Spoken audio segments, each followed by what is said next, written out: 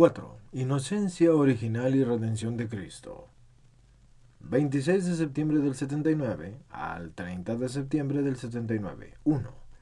Cristo, respondiendo a la pregunta sobre la unidad y la indisolubilidad del matrimonio, se remitió a lo que está escrito en el libro del Génesis sobre el tema del matrimonio. En nuestras dos reflexiones precedentes hemos sometido al análisis tanto al llamado texto elogista en Génesis 1 como el yahvista en el Génesis 2. Hoy queremos sacar algunas conclusiones de este análisis. Cuando Cristo se refiere al principio, lleva a sus interlocutores a superar en cierto modo el límite que en el libro del Génesis hay entre el estado de la inocencia original y el estado pecaminoso que comienza con la caída original. Simbólicamente, se puede vincular este límite con el árbol de la ciencia del bien y del mal, que en el texto yahvista delimita dos situaciones diametralmente opuestas: la situación de la inocencia original y la del pecado original. Estas situaciones tienen una dimensión propia en el hombre, y en su interior, y en su conocimiento, y en su conciencia, y en su opción, y en su decisión. Y todo esto es en relación con Dios, Creador, que en el texto yahvista, Génesis 2 y 3, es al mismo tiempo el Dios de la alianza más antigua y del Creador con su criatura, es decir, con el hombre. El árbol de la ciencia del bien y del mal, como expresión y símbolo de la alianza con Dios rota en el corazón del hombre, delimita y contrapone dos situaciones y dos estados diametralmente opuestos: el de la inocencia original y el del pecado original, y a la vez del estado pecaminoso y hereditario en el hombre que deriva de dicho pecado. Sin embargo, las palabras de Cristo, que se refieren al principio, nos permiten encontrar en el hombre una continuidad esencial y un vínculo entre estos dos diversos estados o dimensiones del ser humano. El estado del pecado forma parte del hombre histórico, tanto del hecho como se habla. Entonces, así se habla de Mateo y de pecado, y de que éste forma parte del hombre histórico como tal. Esto se dice en Mateo 19 y es de interlocutor de Cristo, y entonces, como también de cualquier otro interlocutor potencial o actual de todos los tiempos de la historia, y es por lo tanto también naturalmente del hombre de hoy. Pero ese estado, que es el estado histórico, precisamente en cada uno de los hombres, sin excepción alguna, hunde las raíces en su propia prehistoria teológica, que es el estado de la inocencia original. 2. No se trata aquí de la sola dialéctica. Las leyes del conocer responden a las del ser. Es imposible entender el estado pecaminoso histórico sin referirse o remitirse, y Cristo efectivamente a él se remite, al estado de la inocencia original. En cierto sentido, prehistórica y fundamental, el brotar, pues, del estado pecaminoso como de la dimensión de la existencia humana, está desde los comienzos en relación con esta inocencia real del hombre, como un estado original y fundamental y como dimensión del ser creado a la imagen de Dios. Y así sucede no sólo para el primer hombre varón y mujer, como dramatis personae y protagonista de las vicisitudes descritas en el texto yahvista de los capítulos 2 y 3 del Génesis, sino que también para todo el recorrido histórico de la existencia humana. El hombre histórico está, pues, por así decirlo, arraigado en su prehistoria teológica revelada, y por esto cada punto de su estado pecaminoso histórico se explica, tanto para el alma como para el cuerpo, con una referencia a la inocencia original. Se puede decir que esta referencia es coheredad del pecado, y precisamente del pecado original. Si este pecado significa que cada hombre histórico, en un estado de gracia perdida, entonces comporta también una referencia a esa gracia. Pues bien, esta era precisamente la gracia de la inocencia original. 3. Cuando Cristo, según el capítulo 19 de San Mateo, se remite al principio, con esta expresión no indica sólo el estado de la inocencia original como un horizonte perdido de la existencia humana en la historia. Tenemos el derecho de atribuir al mismo tiempo toda la elocuencia del misterio de la redención a las palabras que él pronuncia con sus propios labios.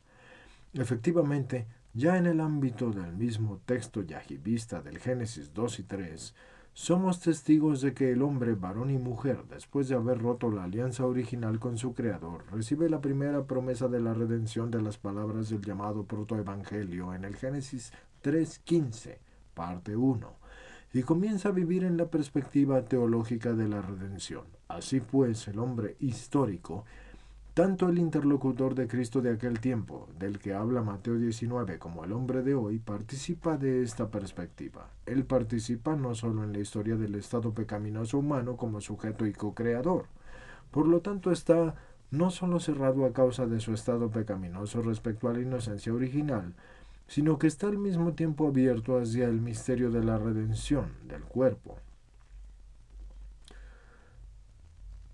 Lo percibimos sobre todo con la experiencia, y así, a la luz de las mencionadas consideraciones fundamentales, tenemos pleno derecho de abrigar la convicción de que esta, nuestra experiencia histórica, debe en cierto modo detenerse en los umbrales de la inocencia original del hombre, porque en relación con ella permanece inadecuada. Sin embargo, a la luz de la perspectiva de la redención del cuerpo, garantiza la continuidad y la unidad entre el estado hereditario del pecado del hombre y su inocencia original, aunque esta inocencia la haya perdido, históricamente y de modo irremediable. También es evidente que Cristo tiene el máximo derecho de responder a la pregunta que le propusieron los doctores de la ley y de la alianza, como lo leemos en Mateo 19 y en Marcos 10, en la perspectiva de la redención sobre la cual se apoya la misma alianza. 4. Si en el contexto de la teología del hombre y cuerpo, así delineado sustancialmente, pensamos en el método de los análisis ulteriores acerca de la revelación del principio, en el que es esencial la referencia a los primeros capítulos del libro del Génesis, debemos dirigir inmediatamente nuestra atención a un factor que es particularmente importante para la interpretación teológica. Importante es porque consiste en la relación entre la revelación y la experiencia. En la interpretación de la revelación acerca del hombre y sobre todo acerca del cuerpo, y debemos referirnos a la experiencia por las razones comprensibles, ya que el hombre, cuerpo, lo percibimos sobre todo con la experiencia. A la luz de las mencionadas consideraciones fundamentales, tenemos pleno derecho de abrigar la convicción de que esta, nuestra experiencia histórica, debe en cierto modo detenerse en los umbrales de la inocencia original del hombre porque, en relación con ella, permanece inadecuada.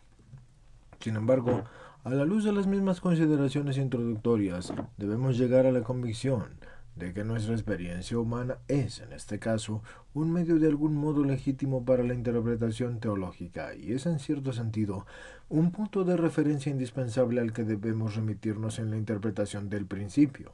El análisis más detallado del texto nos permitirá tener una visión más clara de él. 5.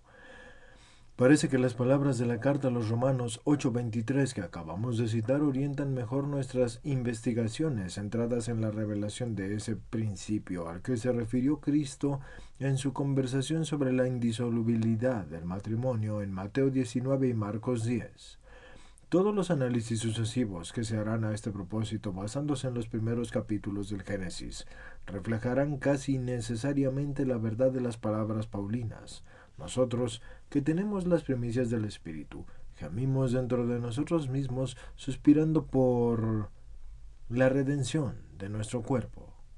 Si nos ponemos en esta actitud tan profundamente concorde con la experiencia, 2. El principio debe así de hablarnos con la gran riqueza de luz que proviene de la revelación a la que desea responder sobre todo la teología. La continuación de los análisis nos explicará por qué y en qué sentido esta debe ser teología del cuerpo. 1. Ya la traducción griega del Antiguo Testamento, la de los 70, que se remonta más o menos al siglo II a.C., interpreta el Génesis 3:15 en el sentido mesiánico, aplicando el pronombre masculino autos, refiriéndose al sustantivo neutro griego sperma o semen de la Vulgata. La traducción judía mantiene esta interpretación. La exégesis cristiana, comenzando por San Irineo, en el Advenimiento Jaer III 23:7, ve este texto como un protoevangelio que preanuncia la victoria sobre Satanás traída por Jesucristo.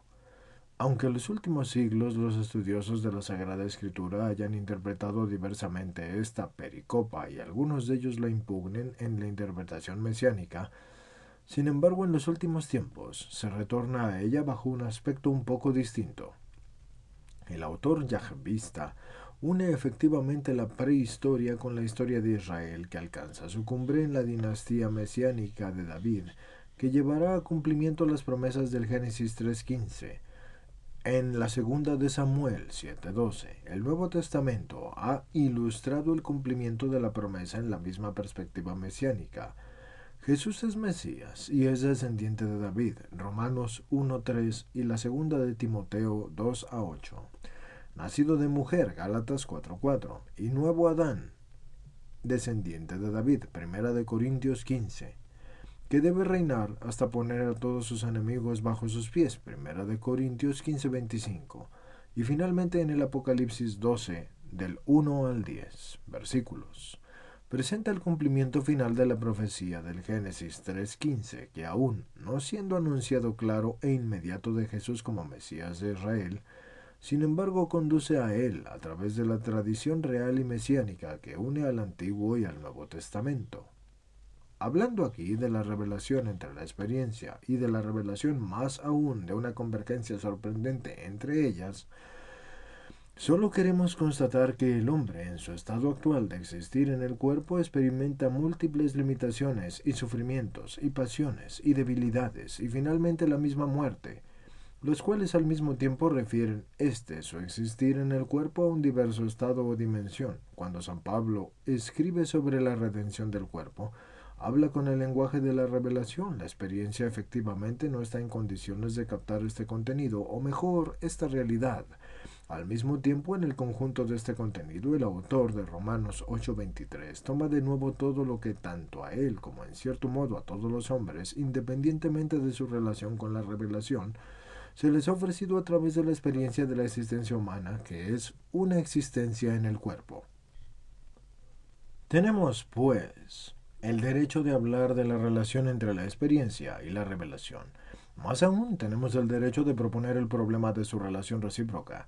Si bien para muchos entre la una y la otra hay una línea de demarcación que es una línea de total antítesis y de antinomía radical, esta línea, a su parecer, debe ser trazada sin duda entre la fe y la ciencia, entre la teología y la filosofía. Al formular este punto de vista se tienen en cuenta más bien conceptos abstractos que no el hombre como sujeto vivo.